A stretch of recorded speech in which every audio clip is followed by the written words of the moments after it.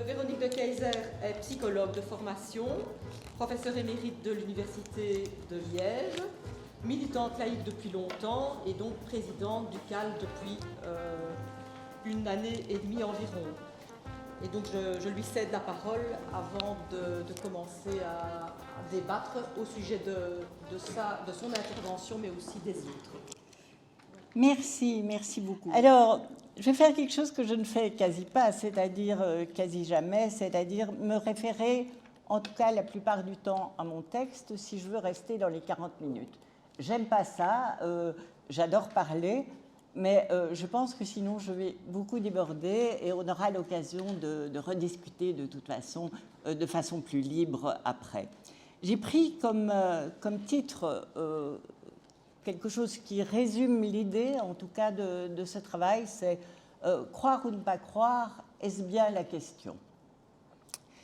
Et je commence, l'exposé aura une intro et une conclusion, et trois parties, 3 points centraux, l'un centré sur les connaissances, l'autre sur les croyances, et le troisième sur les crédulités.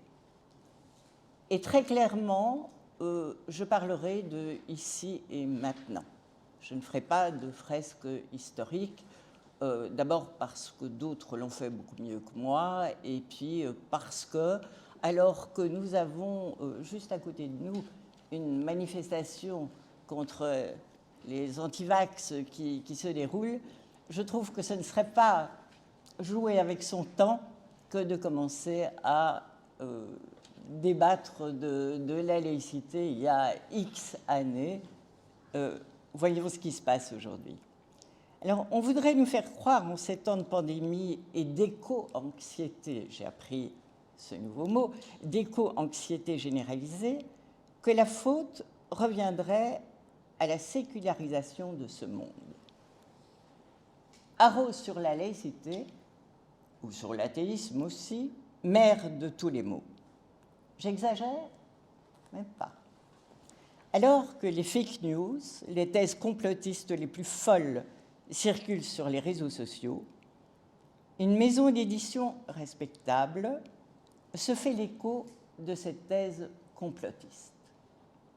Et ce, sans préface introductive, sans mise en garde du lecteur, sans regard croisé, plutôt pour susciter le débat, pas plus de travail éditorial que sur un site Facebook.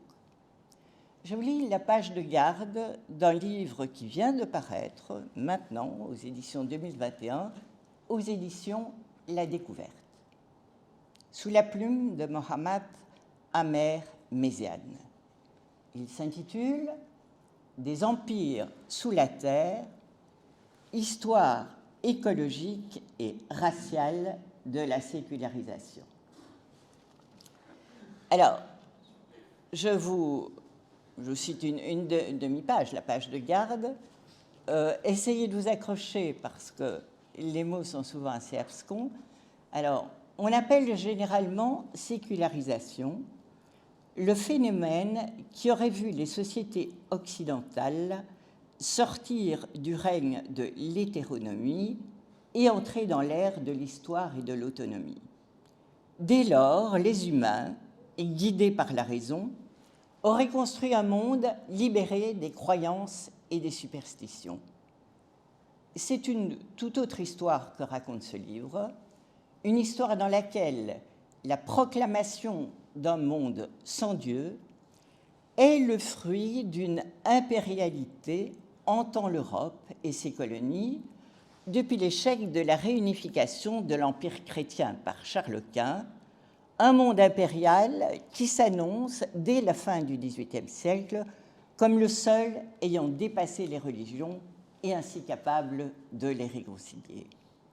Mais cette affirmation n'est possible qu'au prix de la racialisation de l'islam et de sa réduction à un universalisme concurrent, insécularisable et irrémédiablement fanatique, entre guillemets, ouvrant ainsi la voie à l'expansion européenne vers l'Afrique et l'Asie. Car outre la dimension raciale de la sécularisation, ce livre met au jour une seconde dimension, écologique celle-là. En l'absence d'un royaume de l'au-delà, la Terre devient le seul monde sacré. Au départ, j'avais cru que c'était monstre sacré. Non, le seul monde sacré, et l'exploitation de ces sols et sous-sols, la source unique de la légitimité de l'Empire. Aiguisée par les rivalités interimpériales entre la Grande-Bretagne, la France et l'Allemagne, la ruée sur les biens terrestres s'est peu à peu muée en destruction de l'écosystème global. Ainsi, pouvons-nous faire remonter la crise climatique à ce surgissement impérial séculier et qualifier l'ère qu'il a ouverte de sécularocène. C'est la critique du ciel qui a bouleversé la Terre. Aux éditions La Découverte. J'ai découvert cette fois quelque chose. Alors non, on n'est pas dans Dune, que j'aime beaucoup, et ses combats impériaux fratricides sur fond de voûtes étoilées, et la courte biographie de Mohammad Amer Méziane en page de garde le présente comme agrégé et docteur en philosophie. Il enseignerait à l'Université Columbia de New York. L'attaque contre la laïcité est frontale. Les faits sont documentés, mais leur interprétation complotiste laisse pantois. Ce courant de pensée religieux et pseudo-scientifique fait florès aujourd'hui auprès de celles et de ceux qui, sous couvert de la défense des peuples colonisés ou du climat, clouent au pilori la laïcité et son universalisme humaniste tenu pour responsable et coupable. L'attaque de Mohamed Amer Méziane n'est pas un cas isolé. Et la perplexité qu'elle fait naître dans le camp de la laïcité fait écho à l'interrogation de Patrick Weil dans l'excellent livre qu'il a sorti cet été, de la laïcité en France, et qui commence par ces mots: il n'y a pas si longtemps, la laïcité allait de soi, unissait tous les Français et nous distinguait des autres. Voilà qu'aujourd'hui, elle nous divise entre nous. Ceux qui sont attachés à la laïcité rendent sa défense pratique impossible, faute de parvenir à la définir précisément. D'autres l'aperçoivent comme un catéchisme répétitif, au mieux un corset vide de sens, au pire un alibi pour un régime de discrimination.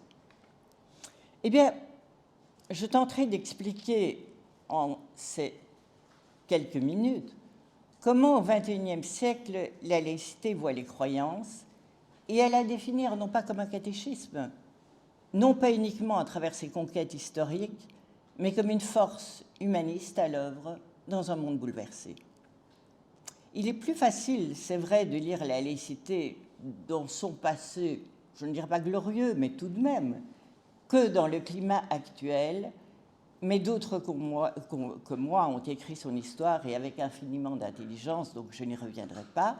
Je voudrais simplement ici, comme je l'ai dit, faire la distinction, enfin une des distinctions possibles entre connaissance, croyance et crédulité, et voir en quoi elles influent sur nos comportements. En principe, il est assez facile de distinguer ces trois concepts, car ils relèvent tous trois de processus cognitifs, triant, traitant et stockant l'information, et non pas de la nature de l'information traitée. Il peut y avoir des croyances et des connaissances qui portent sur la même nature, et ce ne sera pas exactement la même chose. C'est la façon dont ça a été stocké dans le cerveau, dans la mémoire. Ce sont des produits psychiques et non pas des données compilées dans des banques de données aux mains des GAFAM, par exemple. Alors, je vais commencer par les connaissances et les erreurs. Jusqu'il y a peu, qui disait, dans la vie de tous les jours, connaissances, visait en général les connaissances acquises par un enfant à l'école ou un étudiant et à la rigueur dans la famille. Or, ces connaissances transmises par la parole et l'écriture ne sont en fait qu'une infime partie des connaissances qui font de nous des humains. L'essentiel de ce que nous faisons constitue à agir dans des situations données bien plus qu'à énoncer des vérités formelles. Et les formes de connaissances sont très nombreuses, et chaque jour apporte à ce sujet de nouvelles découvertes. Grâce à l'intérêt que suscite aujourd'hui l'intelligence artificielle et aux techniques d'exploration du cerveau par ailleurs, on sait que la forme que prennent ces connaissances dépend du mode d'acquisition de l'information, du traitement cognitif de ces dernières, de la mémoire où elle est stockée et des processus de récupération qui vont être utilisés pour la récupérer et l'utiliser.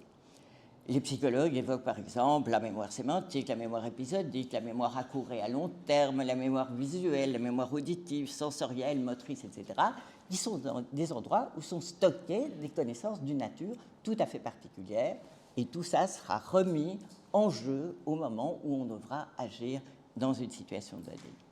Avant qu'on en arrive à ce développement de l'intelligence artificielle, il y avait, à la fin des années 80, et c'est le monde du travail, ça c'est très différent, c'est pas le monde savant, c'est pas le monde de l'école, c'est dans le monde du travail, il y avait un ingénieur qui s'appelait Jens Rasmussen et qui a imaginé, c'était un peu ingénierie, il avait imaginé un modèle hiérarchique des connaissances, mais ce qui était intéressant, c'était guidant les comportements humains dans des situations données.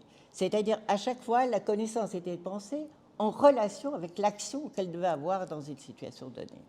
Et donc, il y avait 3 niveaux de connaissance. Il y avait un niveau de connaissance qui était le skill-based behavior, c'est-à-dire le comportement basé sur les habiletés, et il expliquait à ce moment-là que c'était toutes les connaissances qu'on va acquérir pour nager, rouler à bicyclette, faire du skateboard, ou tout ce qui est proprioceptif, mais ce sont des connaissances, et ce sont des connaissances qui ne s'oublient pas. On dit que quand vous avez appris à nager, mais vous saurez toujours nager. Donc il ne faut pas négliger cet aspect du skill-based behavior, qui sont ces connaissances-là, elles sont réutilisables tout de suite, immédiatement. On n'a pas besoin de se farcir la tête, pouf, on vous met dans la flotte et vous savez nager. Deuxième type de niveau de connaissances pour Jens Rasmussen, c'était les connaissances basées sur les règles, rule-based behavior, comme il disait.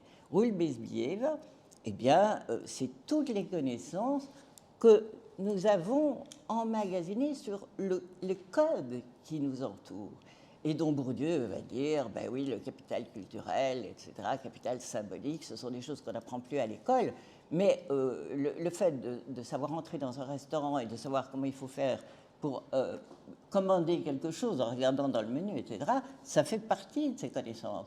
Le fait de savoir se débrouiller pour une débutante au bal des débutants à New York, ce qui n'est pas donné à tout le monde, vous me l'accorderez, mais c'est une connaissance, c'est un type de connaissance culturelle transmis soigneusement de génération en génération, mais ça vous aide à vous conduire en société. Et donc ceux qui n'ont pas ces types de règles-là qui gèrent entièrement tous nos comportements, où on peut décoder des communautés en regardant ça, eh bien là, ils sont mal. Et le troisième type de connaissance, à ce moment-là, c'est ce qu'il appelait le knowledge-based behavior, c'est-à-dire un comportement qui est basé sur des connaissances, mais qui, cette fois-ci, ne sont pas prêtes à l'emploi. Et c'est des connaissances qu'il faut aller retrouver et enclencher, mettre en musique pour produire une action. Ça prend du temps, c'est coûteux du point de vue de la charge mentale, mais encore une fois, on n'apprend pas ça à l'école. Alors, quand on vous dit, mais comment agir, par exemple, pour maîtriser les feux de forêt, comment agir pour gérer une manifestation où il y a des gilets jaunes, mais vous voyez bien que dans ces situations-là, il faut aller chercher des connaissances un peu partout, mais il faut raisonner et il faut planifier et il faut constamment évaluer, recorriger la situation. Si je vous dis ça, c'est parce qu'on a l'impression que ce qu'on appelle le régime enfin, le primat de la raison, le fait que nous nous conduisons comme des gens raisonnables, c'est parce que nous utilisons des connaissances qui sont vérifiées, qui sont marquées du sceau du scientifique. Et ça, c'est vraiment l'héritage des Lumières, c'est la grande connaissance. Mais que dans la vie de tous les jours, on n'est pas dans un quiz, ça, on ne va pas vous demander si c'est vrai ou faux, mais vous avez fabriqué des connaissances opératoires qui, elles, vont marcher. Elles vont être ajustées à une situation, elles vont être adaptées. Et vous avez toute une série de mots pour juger que ces connaissances sont bonnes ou mauvaises. Mais ces trois niveaux-là sont marqués du sceau de la raison. Ces trois niveaux-là, ce sont des connaissances qu'on va utiliser tous les jours, et il y en a des myriades, et elles sont marquées du sceau de la raison. Et ce sont ces connaissances-là qui ont été extraites aujourd'hui dans l'intelligence artificielle et qui font qu'on est en train de programmer des robots ou de programmer des outils de l'intelligence artificielle qui parviennent à faire un diagnostic médical, qui parviennent à planifier des choses, qui parviennent à reconnaître, si je te reconnais, la reconnaissance faciale, c'est immédiat, c'est le rule-based behavior. J'ai capté, ou bien j'ai capté un ensemble de paramètres qu'il faut que je t'identifie immédiatement. Et bien maintenant, vous savez, vous avez vu le journal parler peut-être de celui, vous savez que ça existe. Alors, tout ça, ça fait partie d'un registre qui est le registre du rationnel. Le registre du rationnel, il est exploité, nous connaissons très bien tout ça, et ce qui était intéressant dans la pensée de Rasmussen, et ce qui se vérifie, et je termine le passage sur les connaissances là-dessus, c'est que quels que soient ces niveaux-là, il y a des productions continues d'erreurs. Il y a des erreurs d'identification, par exemple, d'un visage, il y a des erreurs, je me trompe de code, c'est pas comme ça qu'il fallait faire, etc. Il y a des erreurs dans le knowledge-based behavior, parce que je vais planifier quelque chose, mais la situation aura évolué, mon feu de forêt aura évalué, je dois donc reconsidérer le tout, je vais revérifier, je vais corriger, et j'ai participé dans ma jeunesse à des études sur les erreurs humaines, dans les centrales nucléaires, dans des salles d'opération pour voir combien d'erreurs il y avait par heure, etc. Quels que soient les endroits, nous faisons des erreurs en permanence et nous les récupérons. Il y a plus d'une dizaine d'erreurs dans un vol en avion. Il y a des erreurs qui se passent en permanence dans les salles d'opération et elles sont corrigées, récupérées, soit par la personne elle-même, soit par le système d'organisation du travail ou de détection qu'on aura fait. Donc nous vivons avec la raison, nous vivons avec des erreurs, nous les corrigeons en permanence, mais nous restons persuadés que la connaissance est en fait quelque chose qui doit conduire à quelque chose d'absolu comme la vérité, et que quand on vous présente un vaccin et qu'on vous dit oui, mais il faut recorriger parce que la connaissance médicale, elle n'est pas linéaire, elle tient compte de quantité de paramètres et donc il faut revoir le plan, etc. C'est exactement ce qu'on fait dans le knowledge-based behavior en permanence. On ne fait pas de la planification à long terme parce qu'on sait que la situation peut changer. On fait ce qu'on appelle du planning réactif. C'est un mot en logistique. Et donc, il faut recorriger. Nous fonctionnons comme ça. Nous fonctionnons comme ça. Nous savons que ces types de connaissances-là ne se trouvent pas dans les livres, mais que tous les simulateurs qu'on utilise maintenant, et il y a des simulateurs dans les hôpitaux et il y a des simulateurs dans l'aviation, il y a des simulateurs partout où quelqu'un doit utiliser des connaissances dans une situation à risque qui évolue. On commence à apprendre ça à travers des simulateurs. Mais ces connaissances-là, elles ne sont pas très répandues. J'ai été terrifiée quand j'ai vu apparaître la pandémie Covid et quand je voyais les critiques apportées aux experts qui n'aurait peut-être pas dû débattre ça en public. Là, c'est peut-être une erreur de communication. Mais les discussions qu'ils avaient pour corriger, comme on le fait toujours, même dans un hôpital, pour corriger les erreurs éventuelles, pour revoir les plans, etc. Mais ça se fait tout le temps partout, mais parmi des initiés. Et nous n'y sommes absolument pas préparés. Nous vivons encore, du point de vue de la connaissance, dans un mythe qui est un mythe un petit peu hérité du passé, et nous n'avons pas su s'ajuster. Et quand vous ne comprenez pas ce qui se passe, vous ouvrez la porte non plus au registre rationnel, vous ouvrez la porte au registre de l'imaginaire. Et ça me permet de basculer les peurs, le fait de ne pas comprendre une situation, le fait de ne pas savoir comment il faut agir sur une situation. Mais ça ouvre un autre registre que tous les humains ont et qui fonctionne beaucoup et qui fonctionne même à tour de bras, qui est le registre de l'imaginaire, qui est le registre des émotions, qui est le registre des affects, qui est le registre de la peur, qui est le registre du désir, et qui est l'antichambre de l'action. Alors, l'imaginaire, c'est un monde. L'imaginaire, ça conduit à des croyances, et ces croyances, il y en a de nouveau de toutes les sortes. Alors, on quitte le registre symbolique précédent, on rentre dans l'imaginaire, et il y a une large part des croyances qui se présentent à première vue comme irrationnelles, et ce qui ne semble pas d'ailleurs gêner grand monde.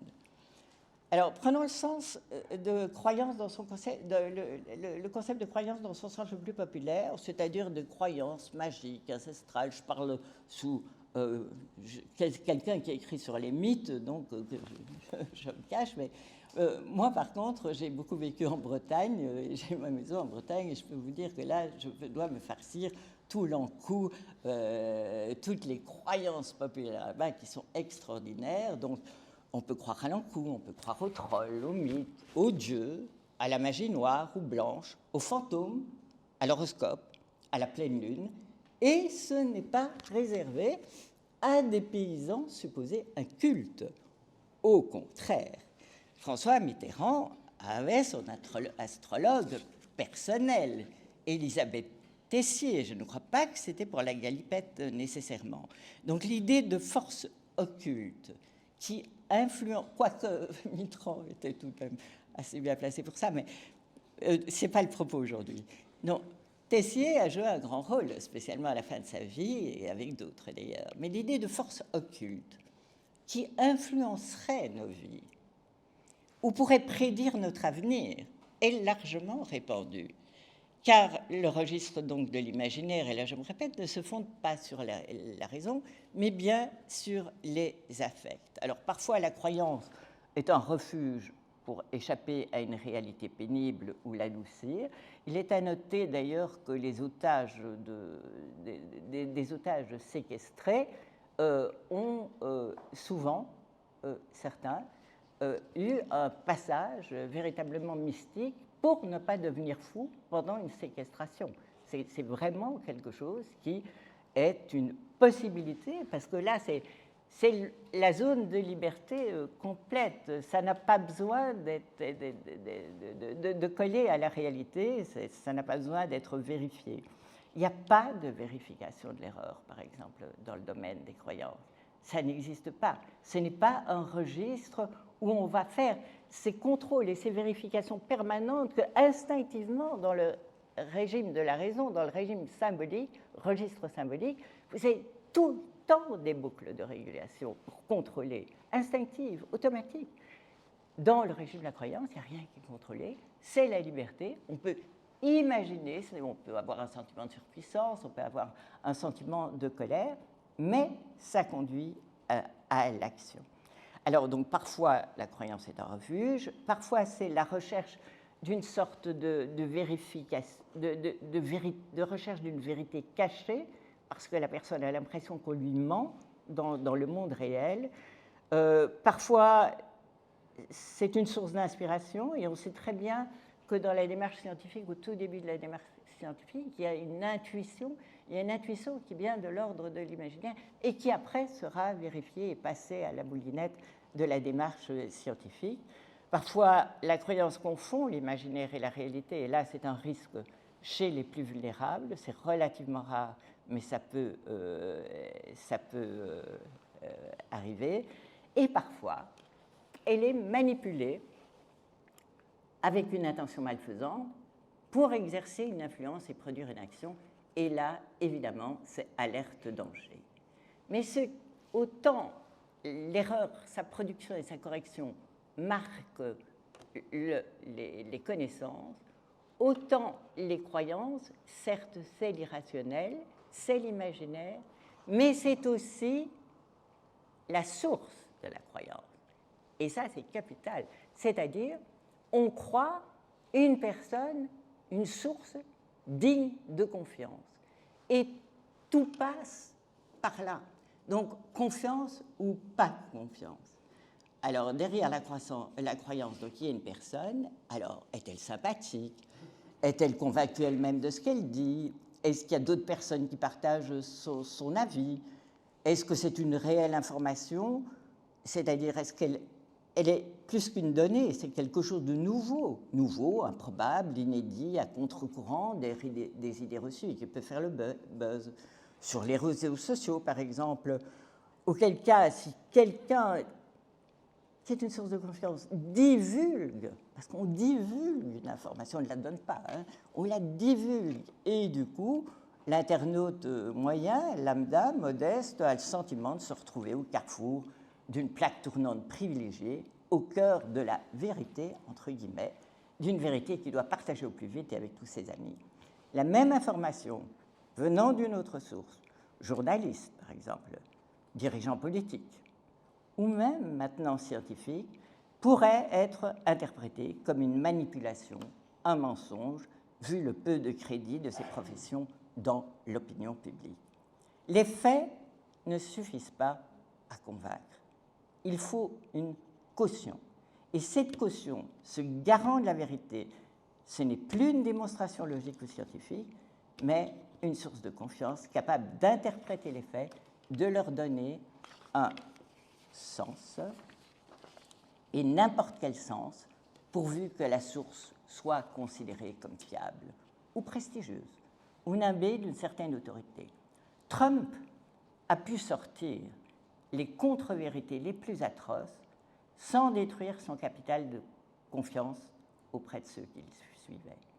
Il a même pu, à moins que cette citation soit elle-même apocryphe, affirmer « Je peux faire ce que je veux, même si je tuais quelqu'un dans la rue, je continuerai à grimper dans les sondages. » Et le pire, c'est que cette fois, j'ai tendance à le croire. Pourtant, cette mystification, en général, n'a qu'un temps.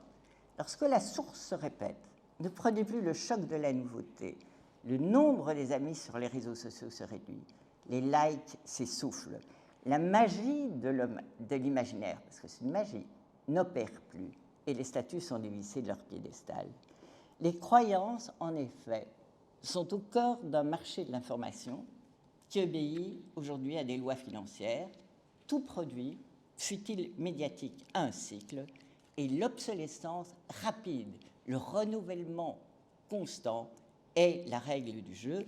On est dans un gigantesque marché de l'information aux enjeux phénoménaux régis par les lois de la finance.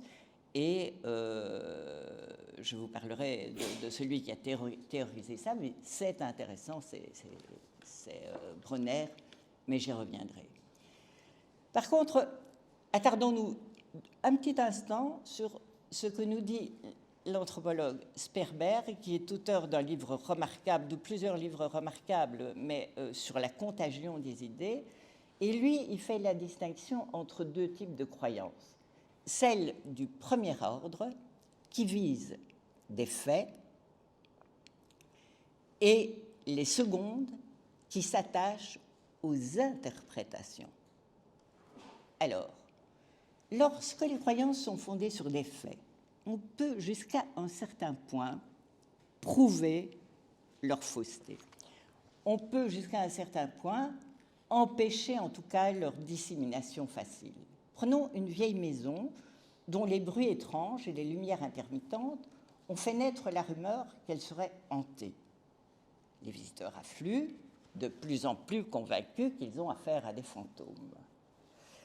Mais finalement, un scientifique, preuve à l'appui, démontre que la production de ces bruits et ces lumières est parfaitement explicable. Vous pouvez transposer l'histoire avec les ovnis, etc.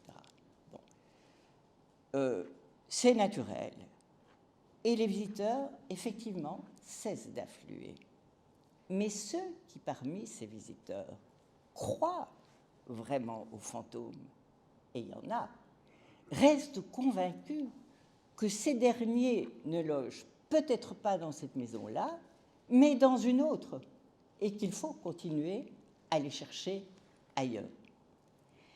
Leur croyance n'est pas évacuée, elle s'est simplement déplacée, et c'est quasi le cas de toutes les croyances. Vous essayez de tuer l'animal, et vous le voyez réapparaître d'une autre façon. Et vous prenez ça pour Dieu, vous prenez ça pour d'autres, mais c'est comme ça se déplace. Alors, lorsqu'il ne s'agit pas de faits, par contre, mais de relations entre les faits et d'interprétation, lutter contre les croyances est encore plus difficile. Ce sont les croyances de second ordre de Sperber, et c'est exactement la construction interprétative auquel s'est livré Mohamed Amer Méziane dans son livre « Des empires sous la terre » présenté en introduction. L'auteur y construit une théorie interprétative du passé où les corrélations entre des faits deviennent sous sa plume des causalités. Si l'apparition du colonialisme et de l'impérialisme ont coïncidé par exemple avec la sécularisation du monde occidental, cela prouverait que la laïcité est responsable de leur apparition, qu'elle les a causés. Et l'auteur n'a pas besoin de prouver ces liens hypothétiques. Il déclare avoir raison et il peut remporter l'adhésion de tous ceux qui le suivent. Car il avance, et c'est comme ça qu'il se conquiert son public, il avance en fait qu'il ne s'agirait rien moins que d'une attaque ciblée contre l'islam. Le public visé par l'auteur n'est pas en fait le lecteur lambda comme moi, si attentif soit-il, il s'adresse en premier à ceux qui, se sentant discriminés aujourd'hui, s'identifient aux victimes d'hier du colonialisme et du racisme et se cherchent un bouc émissaire. Et quoi de mieux que de s'attaquer à l'ennemi de Dieu? Méziane le nomme, c'est bien entendu le sécularisme, mais l'auteur ne fait pas que fabriquer, désigner l'ennemi. Il désigne les conséquences actuelles de son crime, le pillage de la planète, le réchauffement climatique, la multiplication des catastrophes naturelles. Impossible de le prouver, mais il suffit de croire l'auteur. Le ciel se venge de la mort de Dieu.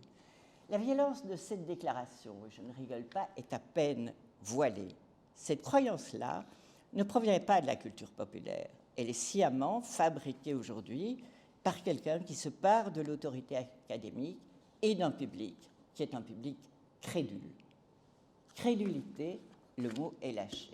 Alors, qu'est-ce que la crédulité? Dernier point que je voulais soulever avec vous. La crédulité est l'acceptation d'une information, d'une théorie présentée comme une vérité par une source considérée comme de confiance, mais sans argumentaire ou preuve à l'appui.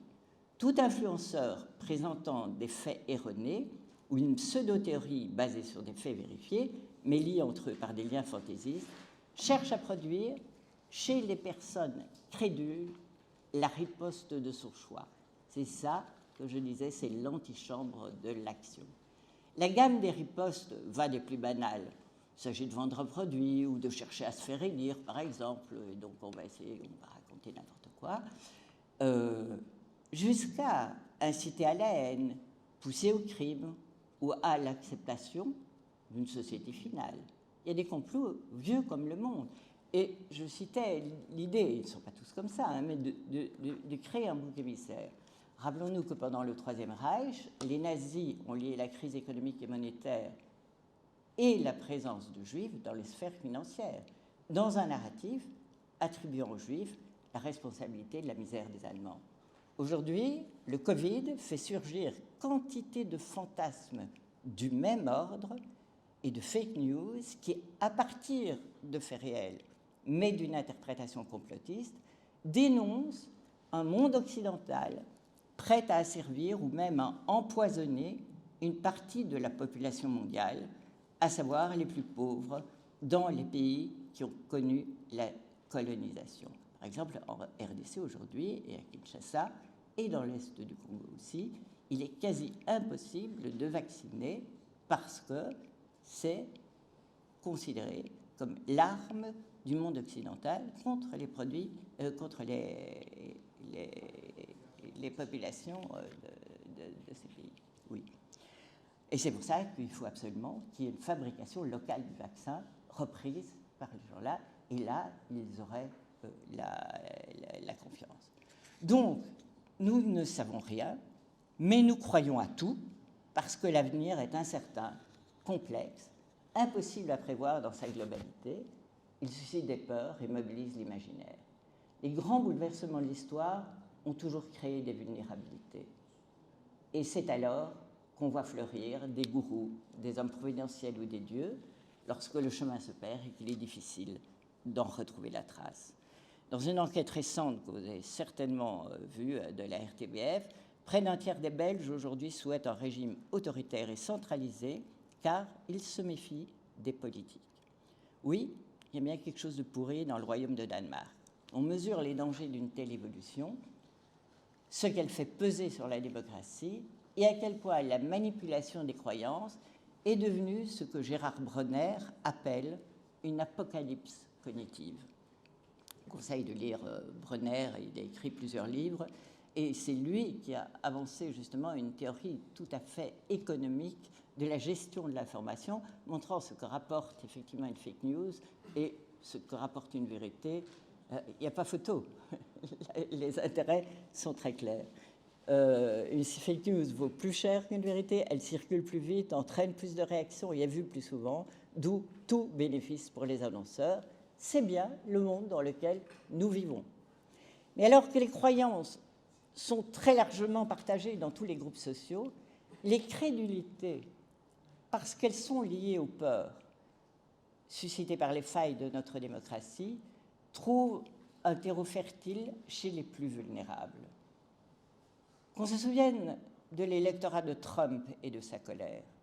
Aujourd'hui que le Covid n'est pas encore vaincu, la complexité du monde qui nous entoure, sa cruauté et sa cupidité déclenchent des dérapages compréhensibles. Ce n'est pas les justifier que de tenter de les comprendre. Qui n'a connu un voisin, voire un ami, qui s'est laissé envahir par des thèses complotistes durant la pandémie? La toile de fond de toutes ces thèses est la question de la vérité, entre guillemets.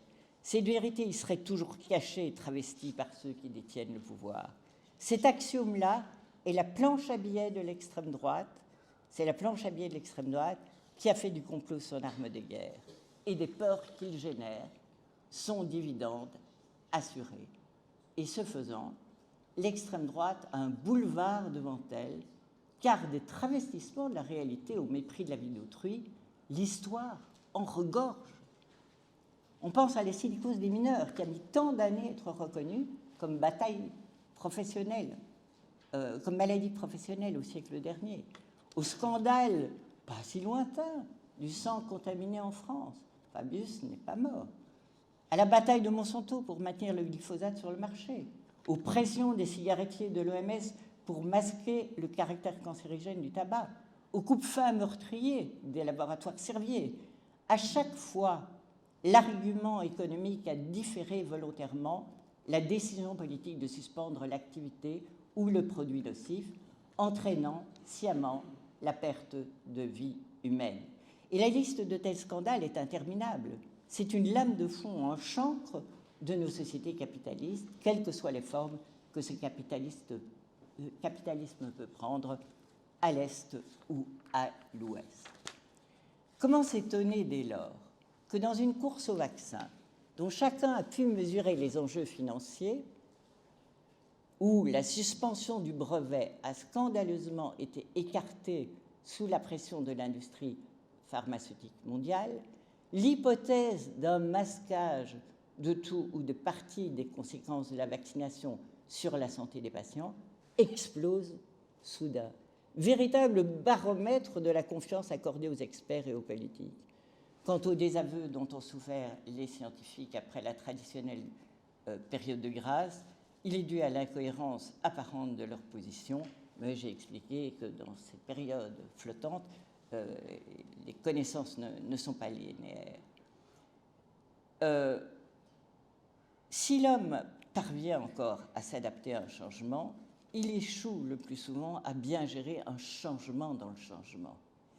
Cette vulnérabilité humaine à l'incertitude ouvre la porte à 1000 interprétations et ces thèses y trouvent largement leur compte. Mais l'exemple des simulateurs dans les situations à risque nous prouve qu'on peut apprendre à gérer cette incertitude, mais que ces connaissances, hélas, est restée limitée à ce jour à quelques experts. Je conclus. Nous sommes face au retour des crédulités, déclare en substance Marina Garcés, qui est une philosophe catalane, dans son dernier ouvrage paru en 2021. Nous sommes aussi, j'apprécie ça, au temps de l'analphabétisme éclairé. Nous savons tout et nous ne pouvons rien. Les lumières radicales, celles qui s'étaient rassemblées autour de Spinoza et qui ont critiqué le primat de la raison, les lumières radicales ont constitué un combat contre la crédulité, s'appuyant sur la confiance de la nature humaine pour qu'elle s'émancipe et devienne meilleure. Leur arme, la critique. Aujourd'hui, nous sommes à bord de la déroute, celle du genre humain dans son travail d'apprentissage et d'auto-éducation pour une vie plus digne.